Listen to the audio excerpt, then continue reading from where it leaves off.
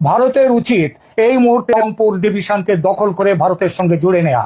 আর মনে রাখতে হবে, এই বিশাল রাম মূর্তি এবং সনাতন ধর্মীয় কমপ্লেক্সটি তৈরি হচ্ছে সেই রংপুর ডিভিশনে। রাম মূর্তি কতটুকু হবে, কত ইঞ্চি হবে, সেটা ঠিক করবে দেশের হিন্দুরা। তোরা ঠিক করার কে? রাম মন্দির দেখা গেল কি দেখা গেল না? তোরা যদি রাম মন্দিরকে ভয় পাস, তোরা প্রয়োজনে পলাশ বাহিতে যাস না, তোরা প্রয়োজন বোধে গাইবান্ধা থেকে অন্য জেলায় চলে যা। রাম মন্দির প্রতিষ্ঠা হবে, এই বাংলাদেশে রাম মন্দির প্রতিষ্ঠা কেউ ঠেকাতে পারবে না। বাংলাদেশে এমন কোনো শক্তি নাই যে রাম মন্দির প্রতিষ্ঠা ঠেকায়। রাম মন্দির আপনারা প্রতিষ্ঠা করেছেন, রাম মন্দির হবে এবং আগের চাইতে অনেক সুন্দরভাবে রাম মন্দির হবে। সারা বাংলাদেশের লোক সেখানে যাবে। আজকের এই ছাত্র এবং ছাত্র যুবদেরকে আমি ধন্যবাদ জানাই।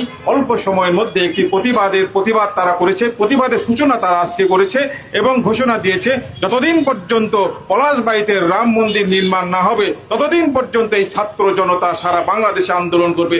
যেহেতু তারা ঘোষণা দিয়েছে, আমি এই দেশের হিন্দু ছাত্র এবং যুবদেরকে চিনি, যেহেতু তারা ঘোষণা দিয়েছে, তারা এই ঘোষণার ফল না পাওয়া পর্যন্ত ঘরে ফিরবে না, এটা আমার বিশ্বাস।